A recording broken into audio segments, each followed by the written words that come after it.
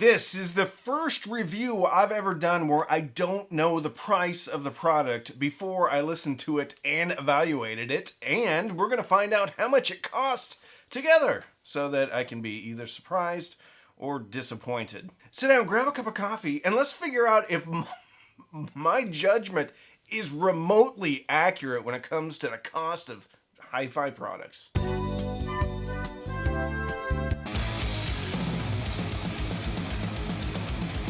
Check out my shirt. Look at it. Look at it. It's a Gishelli Labs burrito shirt. Actually, it looks more like a soft taco, maybe? Anyway, on a joke, when I reviewed one of the products, I think it was a J2, I made a throwaway comment about every J2 that's ordered comes with a free burrito. And apparently some people took that as they would be actually getting a free burrito. So Gishelli Labs made up some funny shirts, which they are a great company, and they sent me one. So this is my free burrito from Gishelli Labs. So thank you, Gishelli Labs. This video, however, is not sponsored by Gishelli Labs. Okay, I've been doing this for a little while now. Not a long time, less than 3 years, but I've done over 600 videos. Probably 615, maybe 620 at this point. I have listened to a lot of products. Almost always, well, pretty much always, I would always check out the price. Sometimes I would check out the price before I even agreed to have a company send me something, simply because I want to keep this channel, well, cheap, affordable for you, for me. I want to listen to all the stuff that you shouldn't buy and then tell you shouldn't buy it because it's not very good. And then I want to listen to the stuff that's really, really good and kind of priced lower than it should be, and then tell you to buy that if you're so inclined and your predilections line up with mine. I thought it would be fun to do all the listening impressions, all the testing, without having any idea of how much something costs. And I kind of want to do that for stuff going forward too, but it's hard. It's especially hard if people out there have been reviewing it and then I kind of know how much it costs, or I'm just familiar with the brand. Anyway, I was not familiar with this brand or the product, so I thought it would be fun to listen and then guess how much it costs. Now, before you click off this video, because it's something that you don't want to watch, just bear with me. We might have some fun, and this product may be for you. So, today we are talking about a Japanese anime girl with bunny ears. The Ola. These are IEMs, okay? In-ear monitors. Earbuds. Now, most people don't really like to watch my headphone reviews, or especially my IEM reviews. So I'm trying to trick you. I tried to trick you to get to this point so that you would continue to join me along this journey of happiness and self-discovery, and then maybe have a few laughs, okay? They also sent me the Shy. Oh, and it's another anime girl. This time she's got one eye closed and looks like she's drinking a boba tea with a heart-shaped straw. Silly straw. Actually, my girls, not my anime girls, my daughters, they actually like those straws. Maybe I should get some of those. She's got heart-shaped mittens too. All right. So, I don't really care about the box design, but some people might. The company that makes these is one I've never heard of. It is Truth Ear Co. Period. So they sent me a DAC. This is a DAC. It has two. It's a double CS4, CS43 198. I think that's a Cirrus Logic. But let's find out. I'm going to try to do some recording of my screen as well, so that when I find out exactly how much something costs, then you can find out at the same time, and then I can be surprised. And this, I'm not putting you on. I'm actually doing this for reals at the same time. New screen recording. For reals at the same time. That you know, when you know, I know. When I know, you know. But I need to bring this. I'm not very good at computers.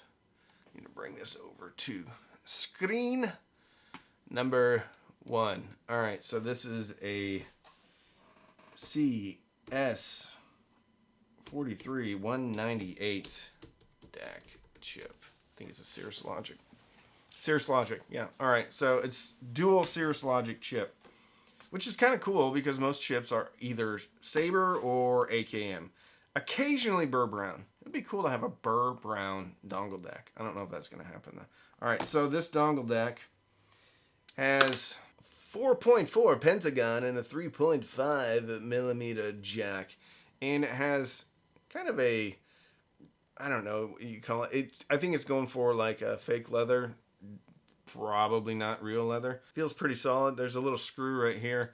USB-C to USB-C output. I had this hooked up to my Mac Air.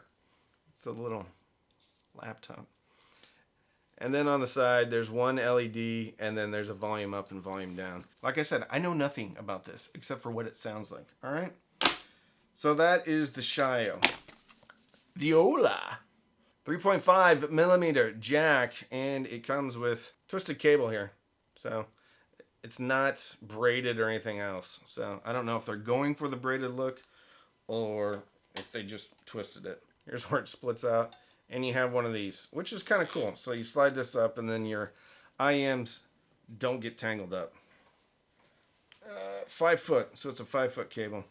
And then it is a 2-pin connection. 2-pin connection right here. All right, so it does that.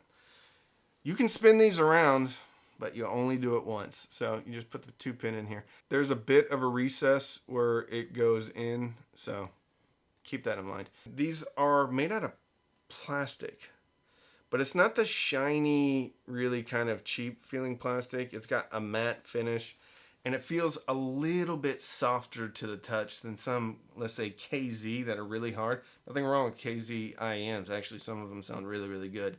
But this is a little, it feels like more premium plastic.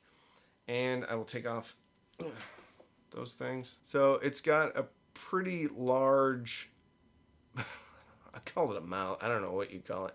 And then there are two, I don't know if you can see it, two what I would consider to be port vent holes. There's one here and there's one here. Does that impact the sound? I don't know. Now, I'm thinking these are more along the affordable line because they don't have removable nozzles. They're made out of plastic. They're not bad. The build quality is actually, I think, really good. I still think they're more on the affordable line. The packaging is not fancy either, which gives me the impression that these are probably more affordable. Comes in this little box, and then a little like that, a little like that, a little and then it simply comes in a very unattractive coin purse holder. Remember Grandma when she used to? Seems like, I don't know why people had coin purses. They didn't make a lot of sense. If you have a pocket, you put it in your pocket. I guess if you have a purse, you might want to separate the quarters and nickels or something like that. Anyway, it's got one of these. Never, ever, it's got me. I tried to throw it, but it actually has a hold of my finger. All right. There we go. Then it comes with these different size ear tips. Okay. Not the greatest ear tips, but not bad at all. They're not super soft. Some of them are too soft and they kind of fold over in my ear. Don't get a good seal. The key with IEMs is getting a good seal so that you get all the bass you want. If you don't have a good seal, you don't get the bass. 1, 2, 3, 4, 5, 6, 7 pairs. I went with the kind of second to largest pair. That fits my ear. Oh, speaking of fitting my ear, these are very comfortable. And they don't move around. Once I get them in here, they stay put. There are some IEMs that I was going to do a review and I didn't do the review because I thought they were way overpriced. Anyway, these stick put. Okay, let's talk about how they sound. So the build quality is good. It's good. But I think they didn't put a whole lot, a ton of effort into making these feel better than they are, okay? I don't know if that's making any sense. These are built well, but I think they're built to a price point, which means I think they're more affordable. Sound-wise, They are a bit warm sounding. Let me pull up my notes from last night because I listened to these for probably 3, if not 4. I probably listened to music for 2 or 3 hours, but I kept getting interrupted to make chocolate milk and frozen pizzas and things like that. Not for me, for other people. And I watched half of The Batman. It's the new one with Robert Pattinson, which incidentally is a really good movie. There's some things in there that were just inserted in there for, I don't know, unbeknownst reasons to myself that had nothing to do with the story and didn't push the plot forward at all, but yet we're still in there for probably other reasons. But anyway, good movie. I like that movie. Let me pull up my notes.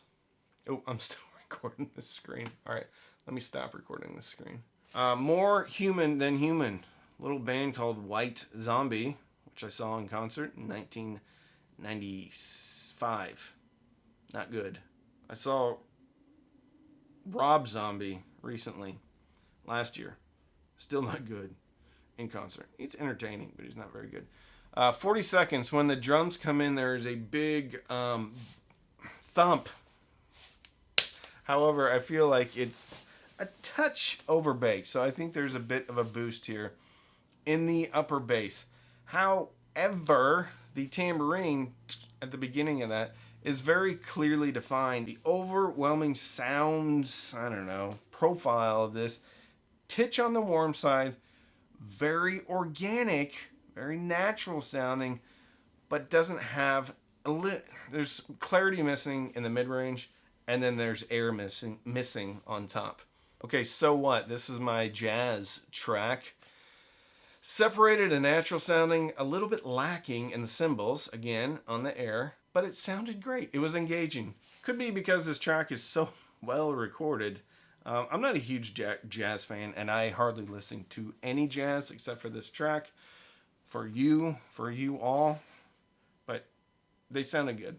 Over the Hills and Far Away, Led Zeppelin. Acoustic guitar at the beginning was exceptional. A little weightier, a little bit more body. Again, though, the reverb at the top of acoustic guitars was missing. 30 Seconds, the guitars were easily separated, because there's 2 guitars going there. Again, missing air. Robert Plant lacked a bit of mid-range clarity. Again, all right, that's a reoccurring theme. And at 126, the drums came in really strong. Probably a little bit too strong for a super neutral sounding IEM, but still sounded good. King of Nothing, Metallica. Initial bass line is thick and yummy. And 221, harmonies, the voices, ooh, they were really good. Separated out, really yummy. Give Me One Reason, Tracy Chapman's voice, a little bit smoky. Ironically, right after that, the old algorithm, the AI, the sound robots, they keyed up Adele. So I had 2 female singers, both with not super high voices. They both came through. Their voices were engaging, lacked detail, very smoky, yummy. But if you're a detail nut, these are probably not for you. They have what I would consider to be the Meze vibe. Meze 109 Pro, to a lesser degree the 99 Classics, which are both very well regarded headphones.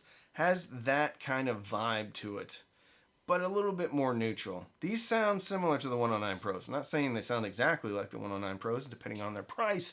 It might be a great alternative if you can't get your hands on the 109 Pros because they're $800. Maybe these are $80. Maybe these are $50. I don't know. We're going to find out together. They also have a Moondrop Starfield vibe, which is an older IEM, a couple of years old, I think, maybe 18 months old. People really like that IEM. I actually like this one better because I think there's a little bit more going on top. I don't think the bass is as overbaked as it is on the Starfield. So, I like them. Let's find out how much I like them based on how much they cost. Okay, I think these are $60. I think the dongle DAC is $100. Okay, let's see. Truth Ear Ola. Moment of truth. No way. These are $19? Oh, I don't know if they're even available though for like Prime shipping. Okay. Fan Music Truth Ear Ola headphone. All right, let's search something else. Truth ear Ola headphone. Shenzhen audio. All right, let's see. Shenzhen's legit. Okay, no. $19. This is the reason why I wanted to do this, because you have no idea with IEMs. They could be $900, they could be $19. I will tell you this much though, that for something that has this level of build quality for $19, good job, because KZ actually sells IEMs that are more expensive than this, and they aren't built nearly as well. Wow. I'm not going to mention the company because anyway, there's another company that just cut their prices in half, and I think their most affordable IEM was well over $100. These are built better, stay in your ears better, and sound better than those. Wow. Great. Spectacular. These were good. At $50, I would have said they're good. $85 to $100, I would have said, maybe not. But not because of the sound profile, because of the build quality. At $19, no brainer. If you want a little bit warm, you can listen to these things all day long. I am shocked that these are $20. All right, let's find out how much the dongle DAC is. Let's do Shy-O. There it is, $70. Okay, I thought, yeah, this is about where I thought it would be. $70. Balanced dongle DAC. Yeah, outstanding. For less than $100, you get, let's see how much this thing puts out as far as power. Okay, 1.4 volts RMS single-ended, high gain. I didn't really notice that there was a place to change the gain. Maybe I had to hold down one of these or something. Well done, Truth here. Wow. Fantastic. I hope you enjoyed this. I'm going to do this more with products that I'm not familiar with. I'm blown away. For $20, $19, really good. So if you want to support the channel, you can sign up for Patreon, patreon.com/cheapaudioman. Every Sunday night with Patreon only Zooms. Most Sunday nights. I think I've canceled 3 in over 2 years. You can also, there's a Discord, Facebook, bunch of fun. It's a great community. You can also use the links in the description. Those will be affiliate links, which means if you click and you buy, I do get a commission, but it doesn't cost you any more. So screw it, support the channel. You can also buy me a cup of coffee using the thanks button down at the bottom of the video, but don't feel compelled to buy me anything. Okay? And then I think you can sign up for Amazon Music, Tidal Music, or Rune. Even if you quit, I still get a couple of bucks. So don't binge watch anything on Netflix or Hulu unless you're listening to it through your Olas. Ola. Dynamic driver. Wow, $20, $19. Fill your soul with happiness. And with that, I'm Randy. I'm the Cheap Audio Man.